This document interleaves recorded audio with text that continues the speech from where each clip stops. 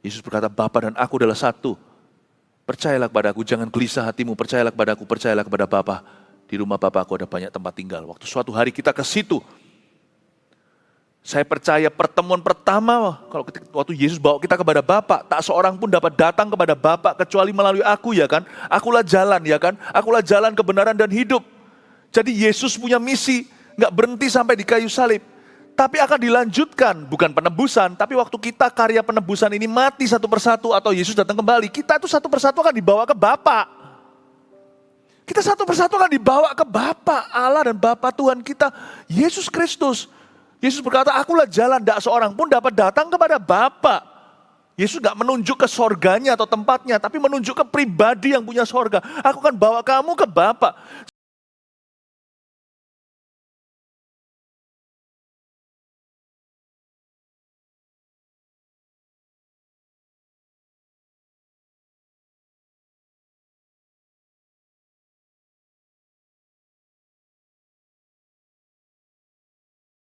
Kami berdoa, amin. Puji Tuhan. Mari kita ambil Alkitab kita dan catatan kita. Kita akan belajar hari ini dari surat Efesus. Menu daripada khotbah saya seharian sebagai berikut dimunculkan. Seperti biasanya kalau pesan gembala jangan ketinggalan. Bible study seperti ini praktis dan relevan dalam kehidupan kita. Bukan hanya menjawab kebutuhan, tapi mempersiapkan kita menjadi jemaat yang dikuduskan. Di kebaktian yang pertama ini saya kasih subtemanya berkat rohani di dalam sorga. Mari kita buka sama-sama Efesus pasal yang pertama, ayat 1 sampai 14. Saya bacakan dulu semuanya. Dari Paulus, Rasul Kristus Yesus oleh kehendak Allah, kepada orang-orang kudus di Efesus, orang-orang percaya dalam Kristus Yesus. Kasih karunia dan damai sejahtera dari Allah, Bapa kita, dan dari Tuhan Yesus Kristus menyertai kamu. Terpujilah Allah dan Bapa Tuhan kita, Yesus Kristus, yang dalam Kristus telah mengaruniakan kepada kita segala berkat rohani di dalam sorga. Sebab di dalam Dia, Allah telah memilih kita sebelum dunia dijadikan, supaya kita kudus dan tak bercacat di hadapan-Nya. Dalam kasih Ia telah menentukan kita dari semula oleh Yesus Kristus untuk menjadi anak-anak-Nya sesuai dengan kerelaan kehendak-Nya, supaya terpujilah kasih karunia-Nya yang mulia yang dikaruniakannya kepada kita di dalam Dia yang dikasihinya. Sebab di dalam Dia dan oleh darah-Nya kita beroleh penebusan, yaitu pengampunan dosa, menurut kekayaan kasih karunia-Nya yang dilimpahkannya kepada kita dalam segala hikmat dan pengertian.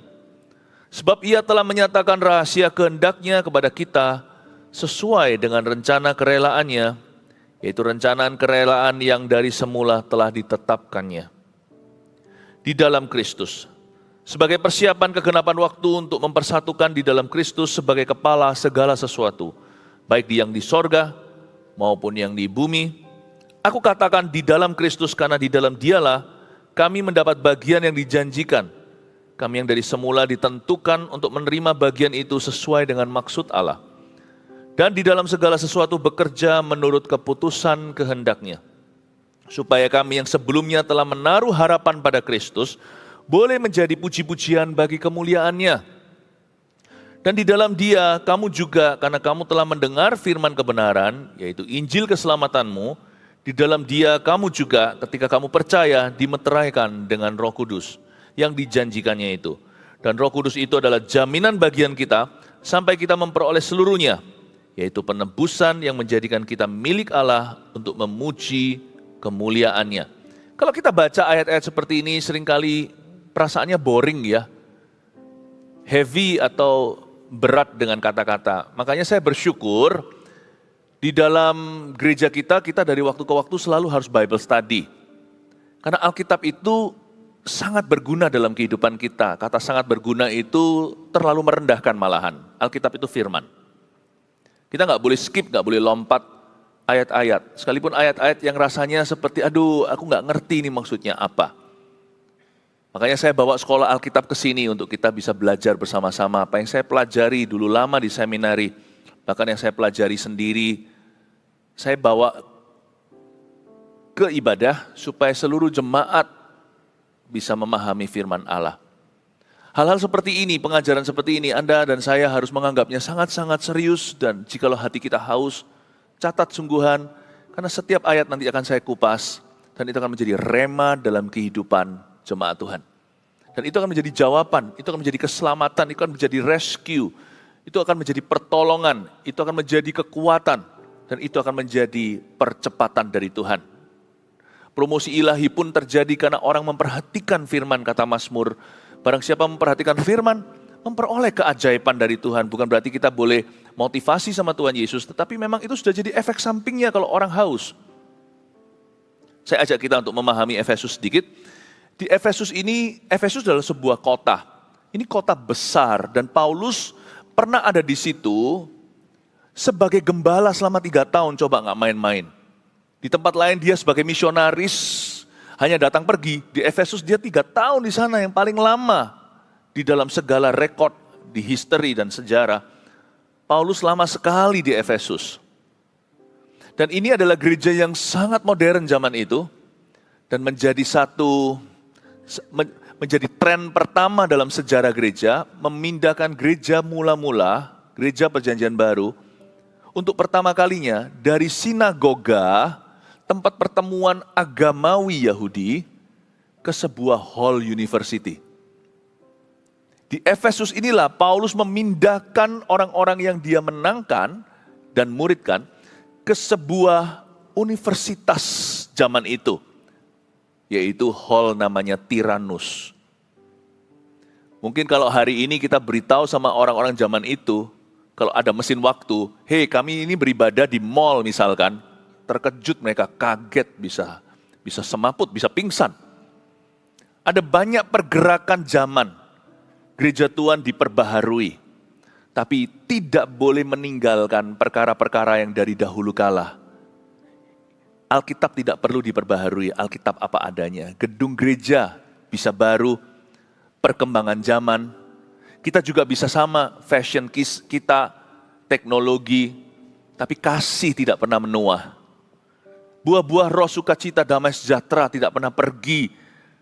Damai itu tetap ada di dalam Yesus Kristus Tuhan. Kemana kau cari? Ada lagunya sekolah minggu, ke gunung yang tinggi ku cari, ke lembah curam yang mendalam. Tidak, damai itu hanya ada di dalam Yesus. Ada hal-hal tertentu yang tidak akan pernah berubah sepanjang zaman, yaitu kebenaran firman. Nah sekarang mari kita baca ayat pertama dari Paulus, Rasul Kristus Yesus oleh kehendak Allah, kepada orang-orang kudus di Efesus, orang-orang percaya dalam Kristus Yesus. Penting sekali anak-anak Tuhan seperti Paulus, kita itu harus mengerti kehendak Allah atas hidup kita. Paulus itu bisa dengan percaya diri dia berkata, aku ini rasul oleh kehendak Allah. Tahu nggak? Menemukan kehendak Tuhan atau yakin akan kehendak Allah dalam hidup kita itu lebih berharga dari emas, perak, dan permata. Sebab hati kita nggak akan penasaran. Emas emangnya bisa dimakan? Meskipun per gramnya mahal, coba dikunyah. Rontok semua giginya. Apa yang kita miliki materi atau sesuatu yang di luar diri kita, itu semua hanya bisa memberi kita kebahagiaan yang sementara. Yang sifatnya luaran atau kulitan. Tetapi orang yang kenal kehendak Allah itu manju atau aman. Atau puas hatinya. Kepuasan batin itu tidak ditemukan di barang-barang berharga. Kepuasan batin itu ditemukan di dalam hati orang yang mengenal kehendak Bapanya. Do you know God's will? Sebagai orang Kristen kita nggak boleh tahu hanyalah agama atau peraturan agamawi. Kita harus tahu kehendak Allah atas hidup kita. Pertanyaan seperti, mengapa saya ada di dunia hari ini? Mengapa saya hidup di sini? Mengapa saya dilahirkan sebagai orang Indonesia dalam keluarga saya yang jauh dari sempurna? Mengapa saya mengalami perkara-perkara itu, termasuk perkara-perkara yang buruk sekalipun? Itu bukan dari Tuhan Yesus, tetapi kenapa Tuhan izinkan? Do you know God's will? Apakah kita tahu kehendak Tuhan dalam kehidupan kita?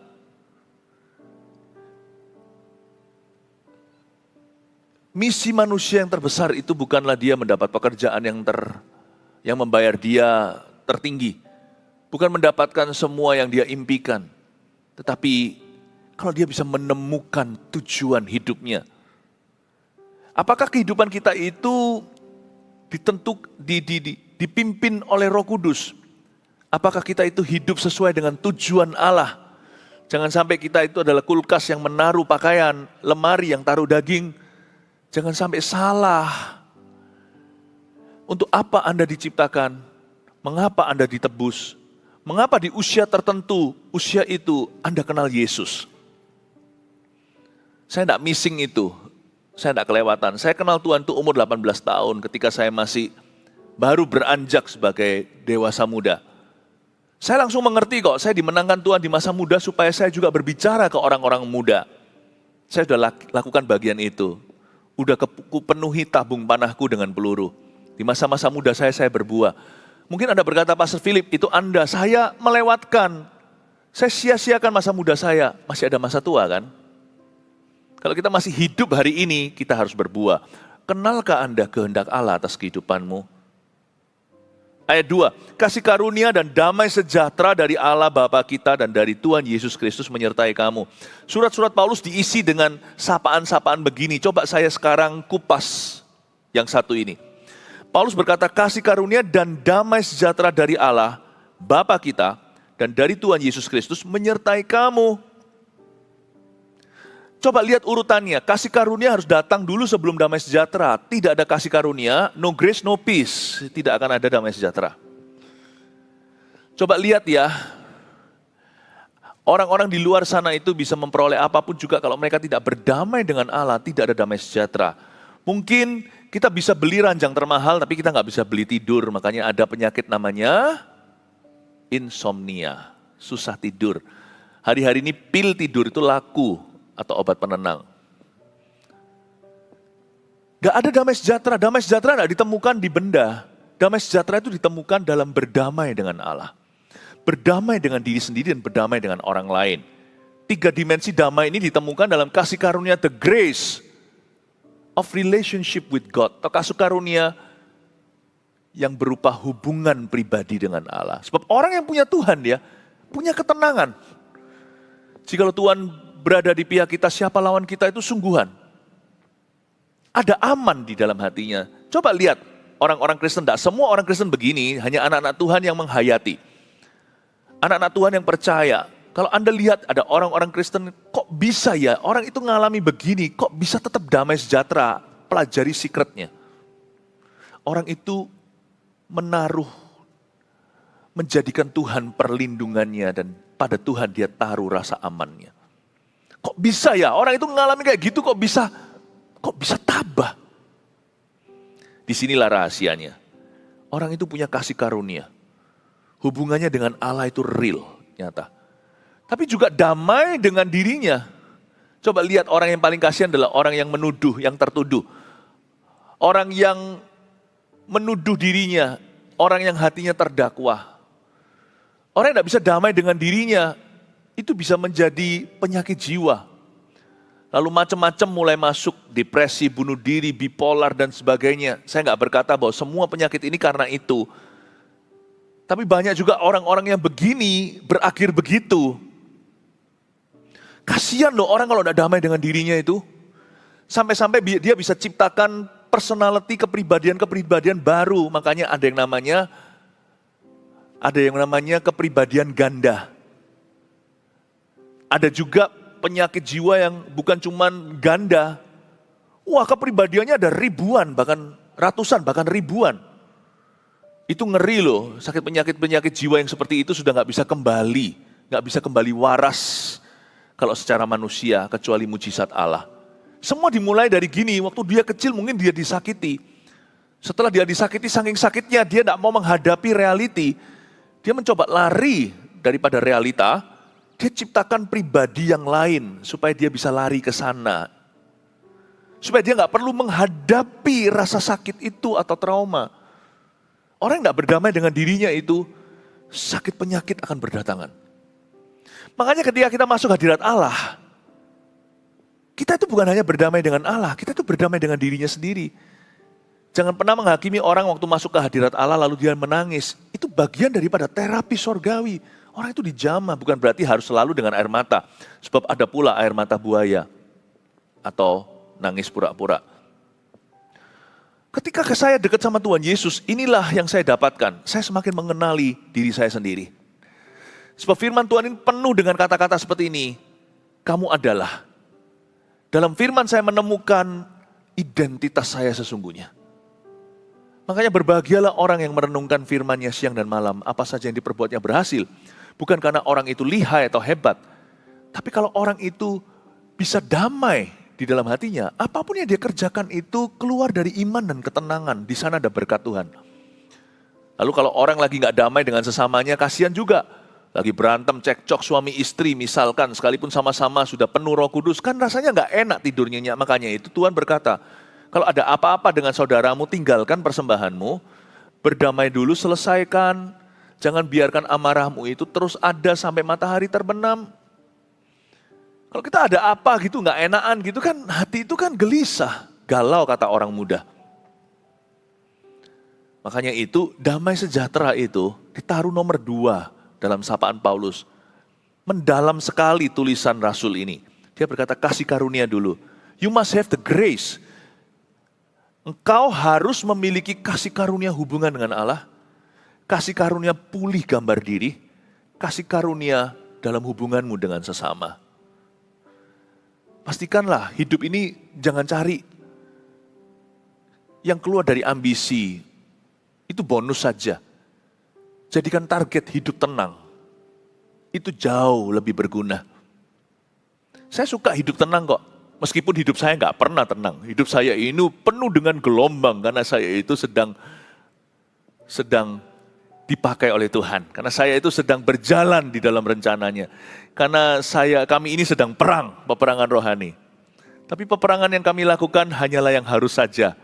Bukan cari masalah dan persoalan perang dengan kanan kiri. Bapak Ibu Saudara, jadikan itu goal hidupmu untuk hidup itu damai sejahtera dalam Tuhan. Damai itu bukan absennya masalah. Damai itu adalah presence-nya Tuhan atau kehadiran Tuhan dalam kehidupan, dalam masalahmu, dalam kehidupanmu. Sekarang kita melihat pekerjaan Trinitas Allah Bapa, Putra, Roh Kudus dalam ayat-ayat berikutnya. Mari kita mulai dengan ayat 3. Terpujilah Allah dan Bapa Tuhan kita Yesus Kristus, yang dalam Kristus telah mengaruniakan kepada kita segala berkat rohani di dalam sorga. Dimulai dengan kata terpujilah Allah dan Bapa Tuhan kita Yesus Kristus, dalam bahasa Inggrisnya blessed be the Father God. Yang pertama disebut adalah Allah Bapa, the Godhead. Allah Bapa, Putra dan Roh Kudus.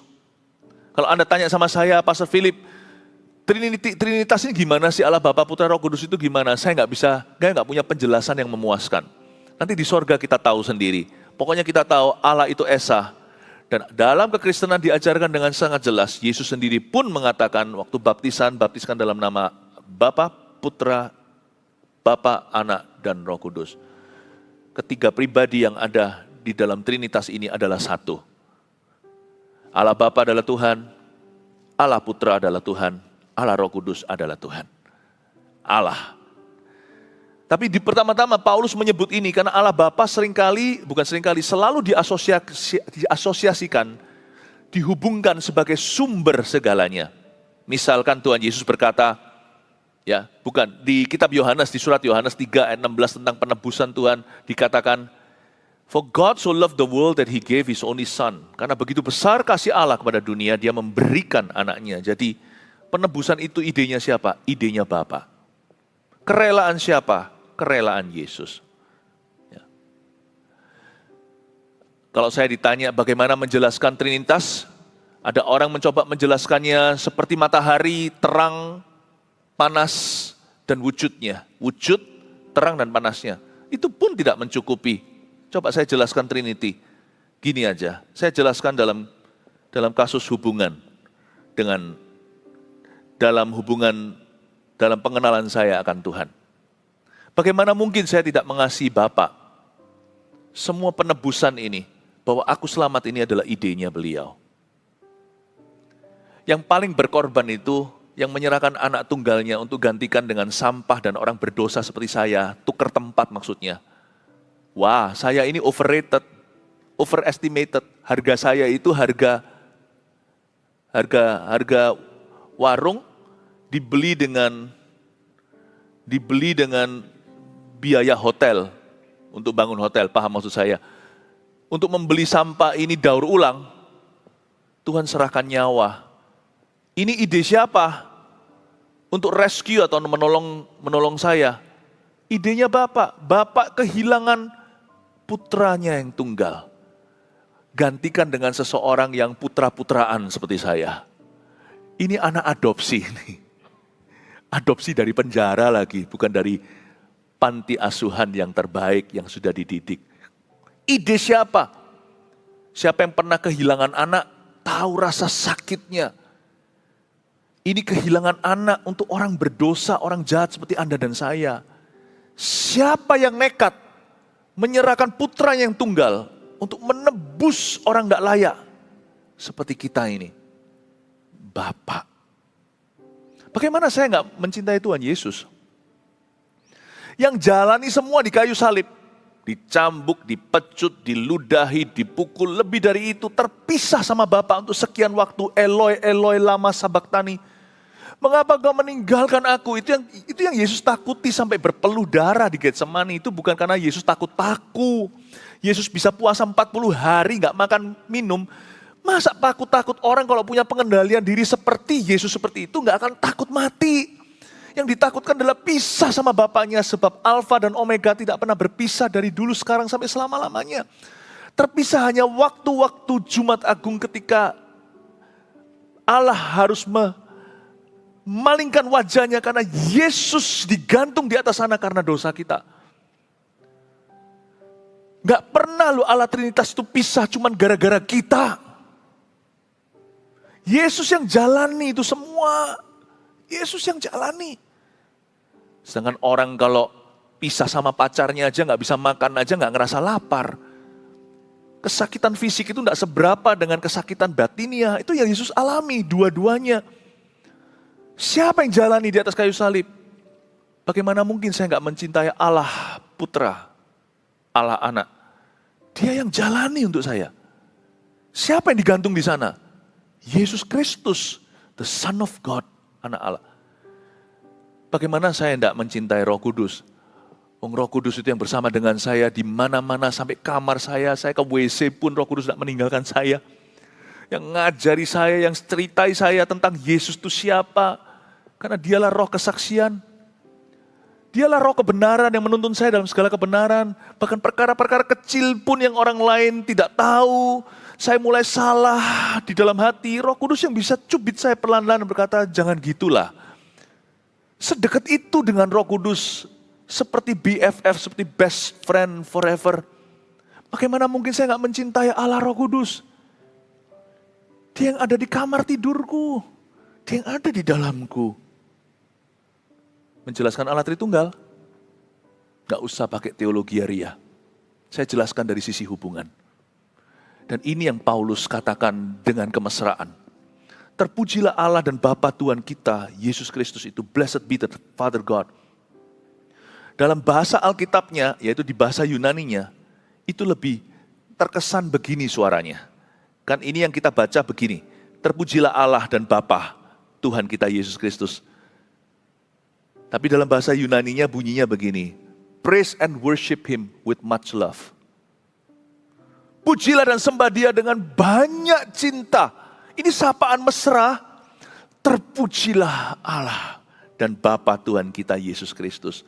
Paulus mengakui bahwa Allah Bapa di sorga adalah sumber segala sesuatu. Bapak, Ibu, Saudara, jemaat terkasih, bangun hubunganmu dengan Bapa. Jangan mudah kecewa jadi orang Kristen. Bapa itu mulia, Bapa itu tidak kelihatan. Tak seorang pun pernah melihat Bapa. Yang pernah dilihat oleh umat manusia hanyalah Allah Putra. Yang menjelma menjadi manusia, lahir di palungan, kita sebut hari Natal itu. No one has seen the Father except the Son. Tidak ada orang yang pernah melihat Bapa kecuali Putra. Makanya itu, jangan hakimi Dia. Jangan dikit-dikit I'm disappointed with God. Jangan sebut nama Tuhan dengan sembarangan. Jangan sebut nama Allah dengan ngawur. Aku kecewa sama Tuhan. Pernah lihat Bapak enggak? Kenapa kok kecewa? Tapi Alkitab mengatakan bahwa Bapa adalah sumber segala yang baik. Hitunglah berkatmu satu persatu. Kalau masih ada suatu hal yang baik dalam hidupmu, ingatlah dan curigalah bahwa itu Bapa punya ide memberikan kepadamu. Anda hari ini punya suami yang baik, itu ide Bapa. Bapa yang punya ide, Bapa yang mengambil inisiatif, yang menginisiasi penebusan itu Bapa. Bapa berkata, manusia ini harapannya pupus, hopeless semua. Bapa berkata, karena itu kuutus anakku yang tunggal untuk mati bagi mereka. Wow, gak ada orang tua di sini yang cukup berani dan berkata, ada satu orang di penjara sekarang. Ya, ada satu orang misalkan sekarang ada di penjara KPK. Udahlah, aku punya anak satu ini, satu-satunya anak semata wayang tunggal ini. Biarkan dia masuk penjara, orang itu keluar. Jadi anakku di rumah. Gak ada orang tua segila dan seberani itu, ya kan? Bapak berkata, aku mengasihi dia. Aku mengasihi Budi. Aku mengasihi Andi. Aku mengasihi Jennifer. Aku mengasihi Jessica. Aku mengasihi siapa lagi namanya? Ya. Satu persatu kalau nama saya sudah nggak bisa ingat satu persatu, sebut namamu sendiri. Aku mengasihi dia, maka aku gantikan dia dengan Yesus. Yesus mati ganti dia, supaya aku memperoleh dia. Coba bayangkan, Bapa itu menyerahkan putranya yang tunggal untuk menyelamatkan kita. Itu inisiatifnya Tuhan.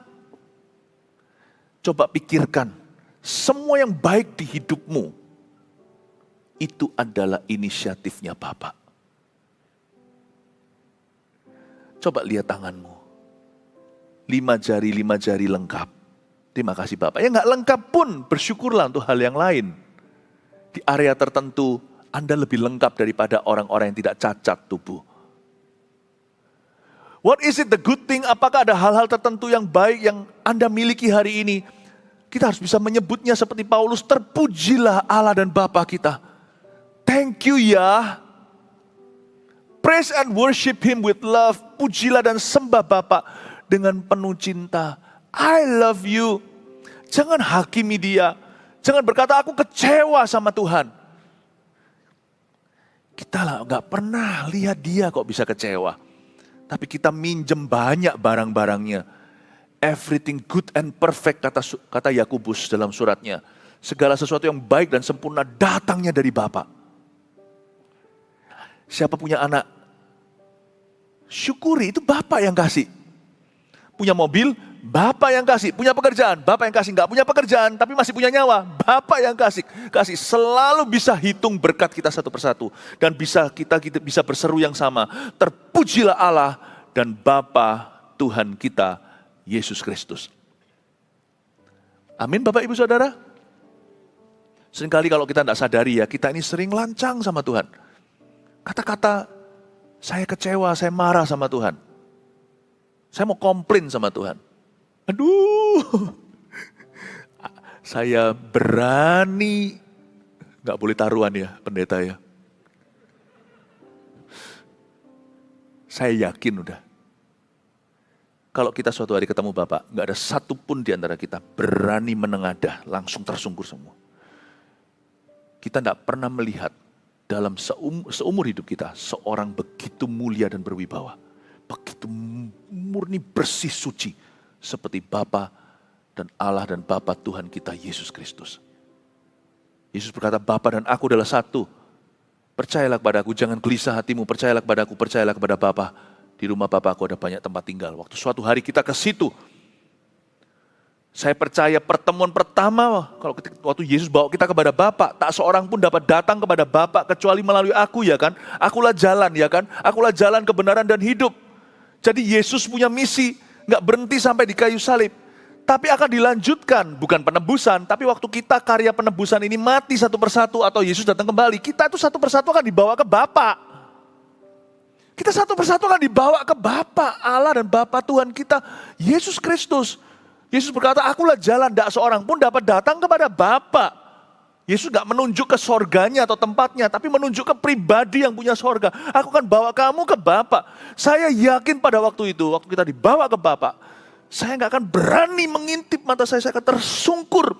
Karena saya gak pernah ketemu seumur hidup saya seorang begitu murni, begitu bersih, begitu berwibawa seperti Bapa. Dan bayangkan betapa menyesalnya kita kalau pernah terucapkan lewat mulut kita, aku kecewa sama Tuhan. I'm disappointed with God. Malunya itu 1000 kali 1 juta pada waktu itu. Dan kita akan merasa, aku tidak seharusnya ada di sini. Begitu suci ruangan itu. Oh haleluya.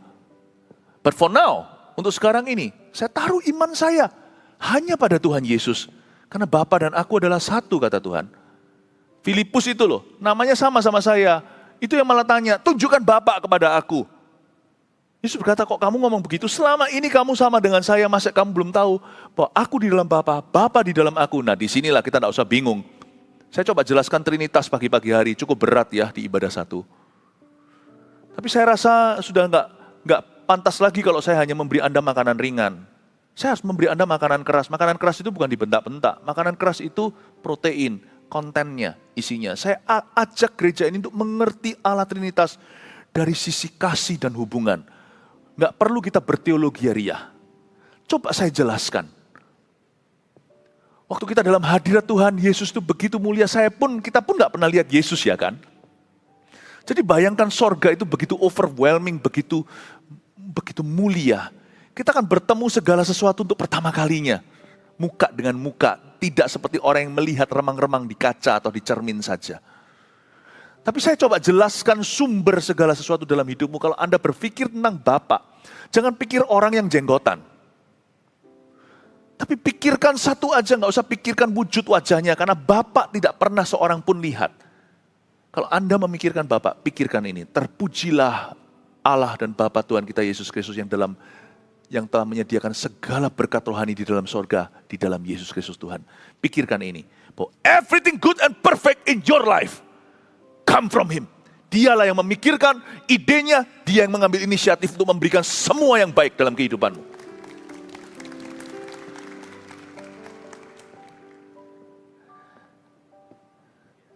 Saya ingin supaya kita mengerti ini. Lalu kita baca sekarang lagi, lanjutkan, terpujilah Allah dan Bapa Tuhan kita Yesus Kristus yang dalam Kristus telah mengaruniakan kepada kita segala berkat rohani di dalam sorga. Katakan berkat rohani di dalam sorga. Apa itu berkat rohani di dalam sorga? Dan itu disediakan di dalam Kristus. Begini ya, segala sesuatu yang kita perlukan dan mungkin perlukan nanti, semua sudah disediakan, bukan akan. Sudah disediakan. Bagian daripada, janji ini adalah bagian dari kalimat Yesus ketika mati di kayu salib. Yesus berkata, sudah selesai. It is finished. Berarti sekarang ini di dalam hidup kita, di dalam iman kita, semua yang kita butuhkan dan akan butuhkan, bukan akan disediakan, tapi sudah disediakan. Makanya itu penting sekali kita hidup di dalam iman. Karena semua persediaan itu sudah ada di sorga, di alam sorga dengan jelas. Dan itu ditaruh di dalam nama Yesus. Itulah pentingnya kita itu punya iman. Karena semua yang Tuhan sudah sediakan di hidup kita itu, sebagian besar nggak kelihatan. Di dalam Kristus Bapa telah mengaruniakan kepada kita semua yang kita perlukan, segala berkat rohani di dalam sorga. Dahulu di Amerika ketika ada gerakan kesembuhan, mereka percaya bahwa di sorga itu sudah ada spare part. Gak perlu lagi Yesus menyembuhkan baru, kesembuhan sudah dibeli di kayu salib. Bahkan di Yesaya 53 dijelaskan penyakit kita juga dipikulnya, bukan hanya pemberontakan atau dosa. Jadi waktu saya mendoakan orang sakit, saya tidak tahu ya, kalau ini kan cetusan daripada gerakan kesembuhan di Amerika. Ada nabi yang pernah melihat seperti di gudang Tuhan itu ada banyak spare part. Udah ada kuping-kuping baru, mata-mata baru untuk yang buta, untuk yang lumpuh diberikan kaki yang baru. Ya oke, boleh, saya tidak tahu, itu kan bukan firman Tuhan, itu kan penglihatan. Tapi kalau ini firman Tuhan, di perjanjian lama pun meneguhkan, penyakit kita lah yang dipikulnya. Itulah sebabnya saya pakai ayat seperti ini waktu kalau saya doakan orang sakit. Meskipun saya tidak menentukan hasil akhirnya loh ya, tapi saya harus percaya bahwa semua yang boleh terjadi, yang bisa terjadi itu semua sudah disediakan. Makanya kalau saya doa untuk orang sakit, saya nggak ngerengek-rengek. Saya klaim dengan iman. Sebab saya percaya misalkan orang ini tuli, saya percaya Tuhan sudah membeli pendengaran. Kalau orang itu masih belum mendengar, saya tidak akan kecewa sama Tuhan. Hanya saya ini manusia yang belum mengerti mengapa jawaban tidak tepat seperti yang saya mintakan. Tapi saya yakin semua yang kita butuhkan sudah ada di dalam Tuhan. Sudah ada. Itulah sebabnya perlu kita itu menggunakan iman kita. Marah dan kecewa sama Tuhan tidak menambah sehasta. Tapi kalau saya misalkan saya lagi gelisah, saya ngalami satu masalah. Doa saya nggak boleh berakhir hanya minta-minta. Saya harus klaim dengan iman. Tuhan, apa yang ku perlukan ini? Misalnya aku mengalami pergumulan secara finansial. Aku tahu Tuhan, Allahku akan mencukupkan semua yang kuperlukan dalam kekayaan dan kemuliaannya dalam Yesus Tuhan. Ini bukan doa mata duitan. Tapi orang yang mengalami kebutuhan. Kita berhak loh sebagai anak Tuhan, ahli waris dan berkata, Tuhan, Allahku akan mencukupi segala yang kuperlukan. Bagianku hanyalah kerja segiatnya dan lakukan sejujurnya. Jadi orang yang responsibel, yang goodwill, yang bermaksud baik, tidak bermaksud jahat sama sesama. Lord help me. Jangan hanya berkata SOS, help me, tolong aku. Tapi klaim dengan iman. Disinilah ayat ini harus kita pakai. Bahwa dalam Kristus Bapa telah bukan akan mengaruniakan kepada kita segala berkat rohani di dalam sorga. Saya tidak akan keluar dari ruang doa saya sebelum saya klaim begini. Aku percaya hutangku sudah selesai di kayu salib dalam nama Yesus. Keluar kerjalah, sekalipun dikejar hutang. Kerjalah, cicilah pelan-pelan, tapi imanku sudah selesai. Segala berkat rohani, segala berkatku sudah ada di alam rohani. Sudah ada di sorga bersama dengan Tuhan. Tuhan berkata sudah selesai. Berarti hutang piutangku pun sudah dipikul. Tapi jangan berkata gitu sama yang memiutangi. Sudah dipikul Yesus kok. Loh, Yesus gak bisa bayar aku, kamu yang harus bayar aku. Ya betul, jangan ngomong gitu. Yang utang jangan ngomong gitu. Yang piutang terserah kalau berkata, ya sudah, saya waive. Udah, saya gak anggap itu sesuatu. Wah, mulia sekali tahun Yobelnya. Tapi kalau Anda gak punya iman itu jangan. Tapi yang hutang gak usah banyak bicara sama manusia. Bicara sama Tuhan. Jangan bicara sama orang. Bicara sama Tuhan. Kalau sama orang itu bicara dengan kerja. Karena Tuhan melihat hati, manusia melihat bukti. Buktikan pekerjaanmu. Buktikan Anda tidak lari. Buktikan Anda membayar, mencicil pelan-pelan kalau perlu jual asetmu. Karena itu uang orang lain. Jangan bicara hati kalau sama orang. Bicara bukti. Tapi sama Tuhan, bicaralah. Jangan ngomong sama manusia, ngomong sama Tuhan. Sebelum Anda keluar dari ruang doa Anda, kalau Anda bergumul dengan hutang piutang, Anda bisa berkata, aku percaya, aku klaim janjimu, aku akan kerja segiatnya, tapi engkau tahu 5 roti 2 ikanku, bahwa aku ini hanya punya 10 jari 2 tangan. Aku akan usaha sebaik-baiknya ya Tuhan, please help me, kebodohanku dulu, tapi aku tidak akan ulangi lagi, itu anggaplah biaya kuliahku, aku tidak akan lagi spekulasi seperti dulu sampai jatuh ke hutang piutang begini. Tapi Tuhan Yesus tolong aku, beli waktu Tuhan, Tuhanlah yang punya segala kuasa. Jangan doanya itu merengek-rengek. Sebelum keluar dari ruang doa, selesai di imanmu. Allahku akan mencukupkan segala kebutuhanku, keperluanku di dalam Yesus Tuhan, dalam kemuliaan dan kekayaannya. My God is rich. Aku tahu bahwa hutang piutangku sudah selesai di kayu salib. Buka pintu, tutup pintu, kerja. Waktu kerja jangan doa. Waktu doa jangan kerja. Antara doa dan kerja, imanlah kakimu untuk melangkah. Tapi waktu kerja, imanmu berupa perbuatan. Tanpa perbuatan, imanmu mati. Don't just pray. Pray with authority. Doa dengan otoritas.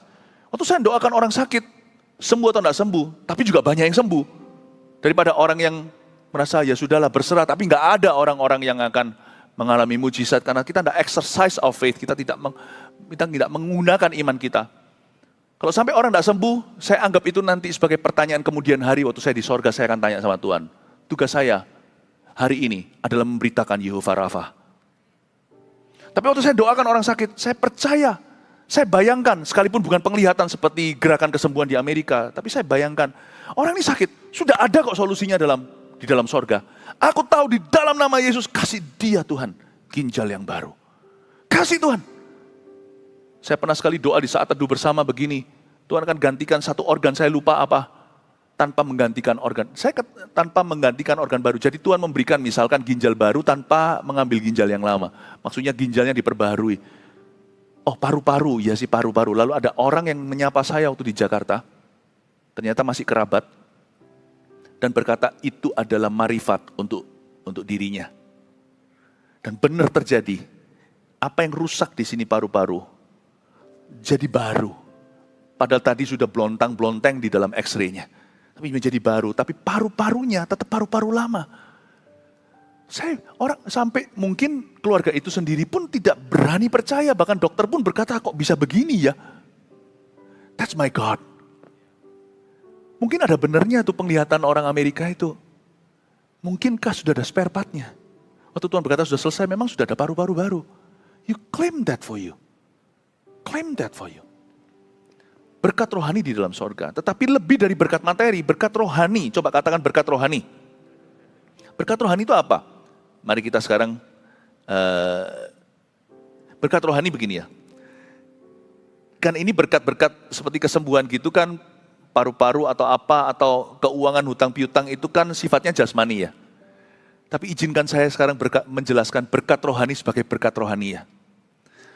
Berkat rohani itu tetap lebih baik dari berkat jasmani. Contohnya, mending punya hati baru daripada baju baru. Itu sungguhan loh. Sungguhan. Coba kalau kita pakai baju baru tapi orangnya itu mengesalkan, menjengkelkan. Ada orang tertentu yang punya attitude atau punya masalah dengan sikapnya. Bajunya baru, bajunya bagus bahkan mahal. Percuma juga sih. Karena orang tidak akan lihat itu ujungnya. Orang akan membicarakan sifatmu. Mending mana? Loh kalau bisa beli baju baru silahkan kalau itu sah-sah saja. Tapi kalau boleh pilih, hati baru lebih baik daripada baju baru.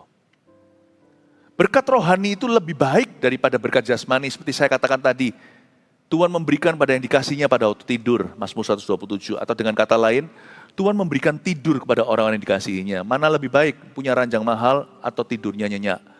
Mending saya tidur di sofa. Ya, tidur di sofa, tapi tidurnya nyenyak. Daripada saya tidur di ranjang yang mahal puluhan juta, tetapi nggak bisa tidur sama sekali ya kan. Tapi ya jangan di sofa terus nanti melengkung tulang belakangnya. Cari ranjang bisa kita beli semampu kita, tapi yang terbaik. Bapak Ibu Saudara, mana lebih baik? Berkat rohani yaitu tidur atau ranjangnya? Mana lebih baik? Makan rema firman Tuhan atau makan rawon? Saya dapat firman Tuhan, saya bisa telat makan. Daripada saya makan terus tapi nggak punya firman. Berkat rohani itu lebih baik dari berkat jasmani. Mana lebih baik? Menjadi ahli warisnya janji-janji Tuhan atau menjadi ahli waris orang tua yang kaya? Kalau terpaksa pilih satu, jadilah ahli waris janji sebab Tuhan bisa membuat seseorang itu kaya di generasi pertama. Karena orang itu berhasil, apapun yang dilakukannya berhasil, Mazmur pasal pertama. Tapi kekayaan orang yang fasik pun bisa habis di anak cucunya. Satu malam di meja judi di Las Vegas bisa amblas. If you must choose berkat rohani atau berkat jasmani, choose spiritual blessings. Kalau kita hanya memilih berkat jasmani, kita nggak beda dengan animal atau dengan hewan. Ini yang membedakan anak Tuhan, membedakan manusia dengan binatang. Binatang itu hanyalah naluri. Dia itu berada di level everything jasmani. Kalau waktunya anjing kawin, coba lihat, majikan pun nggak dilihat. Kalau anjing makan, kalau anjing itu nggak punya kedewasaan, wah bahasa Kristen. Bahkan majikannya ambil makanannya pun bisa digigit sama dia, anjing yang menggigit tangan majikannya. Animal level binatang itu hanya sampai taraf apa yang dimakan, apa yang dirasa. Tapi anak-anak Tuhan beda. Ini yang membuat kita itu berbeda.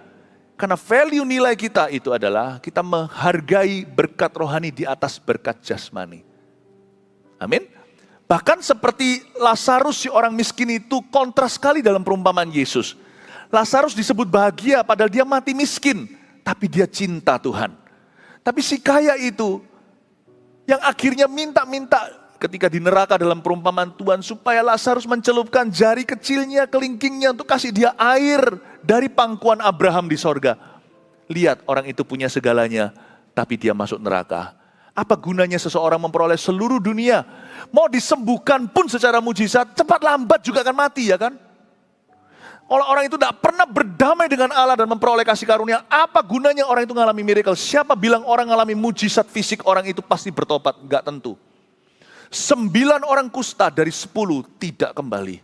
Enggak pernah layani Yesus. Tidak pernah menyembah Kristus. Tidak pernah. You'll be very surprised. Akan ada orang-orang tertentu masuk neraka sekalipun pernah disembuhkan Tuhan ginjalnya. Pernah disembuhkan Tuhan tumor dan kankernya. Tapi dia hidup tidak sebagai anak Tuhan setelahnya. Berkat rohani itu lebih indah dari berkat jasmani. Karena dia lebih kekal. Apa gunanya seseorang memperoleh seluruh dunia tapi kehilangan nyawanya. Dan berkat rohani dimulai dari hati yang berkata, terpujilah Allah dan Bapa kita Tuhan. Bapa Tuhan kita Yesus Kristus. Dari suatu hati yang menghormati Tuhan dan mengasihi Dia dengan segenap hati. Lanjutkan sedikit lagi lalu saya selesai. Ayat 4. Sebab di dalam Dia Allah telah memilih kita sebelum dunia dijadikan, supaya kita kudus dan tidak bercacat di hadapannya. Dalam kasih Ia telah menentukan kita dari semula oleh Yesus Kristus untuk menjadi anak-anaknya sesuai dengan kerelaan kehendak-Nya. Saya tidak akan selesaikan semua ayat-ayat yang kita baca tadi, karena Efesus begitu mendalam, tapi saya coba usahakan untuk selesaikan 2 ayat ini. Ayat 4, sebab di dalam Dia Allah telah memilih kita sebelum dunia dijadikan. Allah memilih kita sebelum dunia dijadikan, berarti kan nggak salah. Nggak salahnya aku kalau aku jatuh dalam dosa, kan Allah memang sudah tahu aku kan jatuh dalam dosa. Ngapain kita nginjil ya kan, kalau Allah sudah tahu siapa yang Dia pilih untuk diselamatkan. Ini pikiran yang toksik. Gini ya, kalau memberi kemuliaan pada Tuhan, boleh berpikir begini. Misalkan, setelah saya diberkati, setelah saya dipakai Tuhan, atau saya mengalami keberhasilan, jangan kita GR dan berkata itu karena aku. Anda harus berkata seperti Paulus, Tuhan sudah tahu ini sebelum dunia dijadikan. Allah telah memilih aku untuk mengerjakan ini. Aku hanyalah hamba yang tidak berguna, yang melaksanakan tugas yang diemban.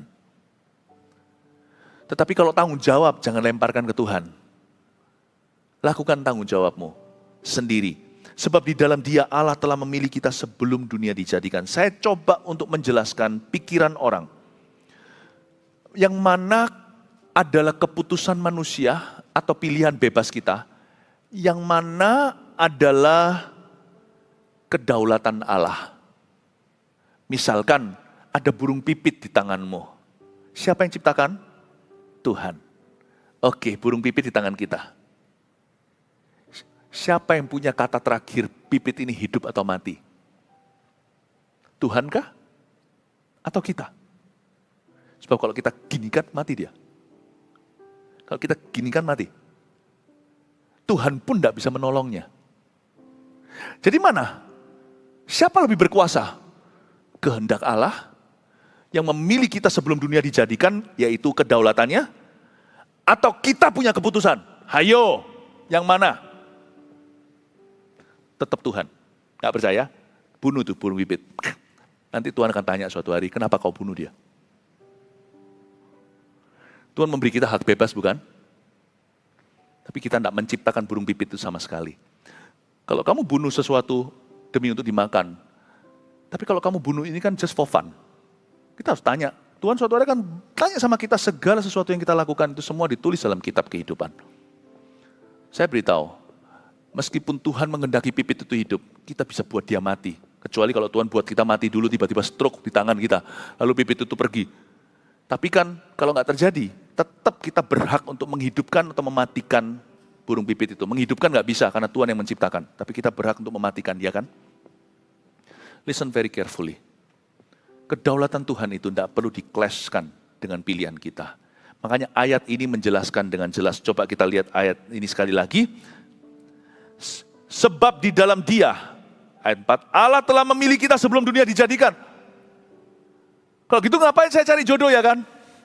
Kan Tuhan sudah sediakan. Ada pertanyaan lagi satu untuk anak-anak muda. Sebenarnya jodoh itu Tuhan sudah sediakan satu. Udahlah, jodoh gak akan lari kemana-mana, sampai kapanpun akan ketemu. Atau jodoh itu saya harus cari. Atau mungkinkah Tuhan izinkan saya punya 7 pilihan? Wah, luar biasa orang ini punya pilihan 7. Tinggal saya pilih yang mana dari 7 itu. Jadi yang mana yang betul? Jodoh itu satu. Seluruh dunia cuma satu, Adam dan Hawa itu. Dari miliaran orang cuma satu, atau jodoh itu ada pilihan, lalu saya bisa pilih bebas. Wah, sulit sekali. Yang gitu-gitu gak usah dipikirkan, jalani aja hidup, nanti akan ketemu. Saya beritahu ya, kalau yang gini, saya coba jelaskan kebingungan antara kedaulatan Allah dan pilihan manusia sebagai berikut ayat 4. Sebab di dalam Dia, Allah telah memilih kita sebelum dunia dijadikan. Write this down. Supaya kita kudus dan tak bercacat di hadapannya. Aha, itu dia. Itu dia. Perkara jodoh itu satu atau ada pilihan manusia, nggak usah dipikirkan. Hidup kudus saja, nanti pilihanmu akan betul. Karena satu hal yang Tuhan telah pilih kita sebelum dunia dijadikan adalah supaya kita hidup kudus. Misalkan kalau sekarang saya ditawari pekerjaan, saya cukup beruntung, saya ada 3 tawaran. 3 pekerjaan ini, kan kita mesti tanya akhirnya, bukan hanya bayaran. Ada yang bayarannya lebih tinggi, tetapi harga yang dibayar lebih mahal. Anda harus pisah dengan keluarga, kerjanya di luar kota. Ada yang bayarannya lebih sedikit, ya oke lah, tetapi nggak memuaskan gitu. Anda S2, kok bayarannya cuma segitu, tapi itu satu-satunya yang menawarkan. Yang mana ya? Mau pilih yang ini salah, mau pilih yang itu salah, mau pilih mana? Mau pilih yang mana? Akhirnya orang Kristen pasti tanya gini, mana kehendakmu Tuhan? Alright, mana yang kedaulatan Tuhan? Tuhan pasti pilihkan satu. Begini saja loh, kalau Anda hidup kudus, pilih apapun juga, akan ada Yesus dalam keputusanmu. Asal bukan pilih sesuatu yang jelas-jelas dosa. Dalam Dia, Allah telah memilih kita sebelum dunia dijadikan untuk atau supaya kita kudus. Kita nggak usah urus apakah ini kedaulatan dan segitu dan itu, gak usah menjadi pengamat, gak usah jadi investigator, gak usah menyelidiki segala perkara, itu urusan Roh Kudus. Tugas kita hanya hidup kudus. Kata kudus itu hidup takut akan Tuhan. Dari 2 pilihan ini duduk sama-sama istri dan suami, ya, keputusan bersama, lalu berdoa. Kalau Anda sudah hidup di relnya Tuhan tiap hari, sedia payung sebelum hujan. Janganlah orang itu baru hidup kudus kalau dia mau ngambil keputusan. Hiduplah kudus sebelum ada keputusan. Sebelum Anda diperhadapkan dengan pilihan. Hiduplah kudus ketika Anda diperhadapkan dengan pilihan. Jangan tanya, yang mana sebelum dunia dijadikan Tuhan pilih untuk saya. Just choose. Apa yang Anda sepakat, di situ ada Tuhan. Kalau memang Anda harus keluar kota kerjanya, akan ada kasih karunia, nggak lama lagi mungkin Anda akan dipindahkan tempat kerja ke kota kembali. Pasti ada kasih karunia Allah yang dirancang untuk Anda. Tapi kalau Anda dapat uang yang pas-pasan, tiba-tiba semuanya sehat, nggak ada medical bill. Nanti Tuhan akan cukupkan semua, bahkan investasi Anda pun akan diberkati. Aneh ya. Tiba-tiba nanti istrinya dibukakan keran baru, hobi-hobi bikin-bikin roti atau kue-kue, tiba-tiba laku keras online, semua orang pesan, sampai Anda kelabaan. Tuhan itu ada cara, kalau orang itu hidup kudus, itu aja. Tuhan memilih aku sebelum dunia dijadikan, supaya aku ini hidup kudus. Bukan supaya aku tahu semua keputusan itu mana yang 100% kehendak Allah. Pokoknya supaya aku hidup kudus, nanti Tuhan tuntun aku di lapangan, di dalam setiap keputusan. Dan jikalau aku mengambil keputusan yang kurang baik, kurang pas, misalkan ada keputusan yang lebih baik dan keputusan yang kurang baik, kalau sampai saya nggak sengaja ambil keputusan yang kurang baik, Tuhan pasti akan paskan. Tuhan kita tuh luar biasa. Kalau kelebihan Tuhan nggak ambil tipsnya, disisakan. Kalau kekurangan, setelah pergi, Tuhan tambahkan. Tuhan tambahkan. Tuhan kita baik. Terakhir dengan ini, saya lihat suatu hari di supermarket, waktu itu di Singapura. Ada satu orang bayar sesuatu kan, lalu habis itu dia uangnya nggak ada, aduh kurang sekian. Aduh, do you have 25 cents? Punya 25 sen nggak? Misalkan berapa sen ya? 20 sen. Ya, 20 sen. Aduh nggak ada, tapi kan cash register kan harus masuk pas. Nggak ada. I'm so sorry, I'm cashless, nggak ada lagi. Gimana? Itu kayaknya turis ya kan. It's okay sir, it's okay. Dia bilang. Lalu dari kantongnya sendiri itu kasirnya, masukkan, ting, masukkan ke dalam cash registernya. Baik hati sekali dia. Kan agak kurang kan, kurang 20 sen kan. Dipaskan sama kasirnya. Jangankan 20 sen, nyawamu pun dan nyawaku pun dibeli sama Tuhan kembali. Kalau saya punya keputusan, asal bukan keputusan dosa, dalam framework atau dalam batas-batas kekudusan itu, saya hidup kudus, lalu nanti keputusan saya kurang pas, harusnya saya ambil yang di luar kota, atau harusnya saya ambil yang dalam kota dengan bayaran yang pas. Tenanglah, waktu Anda jalani, Tuhan akan keluarkan dari kantongnya. Tuhan paskan semuanya buatmu. Tugasmu hanya hidup kudus, untuk itu kita dipilih. Sisanya yang lain itu misteri. Jalani di lapangan, Tuhan buat paskan. Dan jikalau kelebihan, Tuhan akan ambil kembalinya. Itu adalah untuk hidupmu, nikmati bersama dengan keluargamu. Don't you have a good God? Anda dan saya punya Allah yang baik, amin. Yang merasa bahagia punya Allah yang baik, berikan tepuk tangan untuk Tuhan. Mari kita semua bangkit berdiri.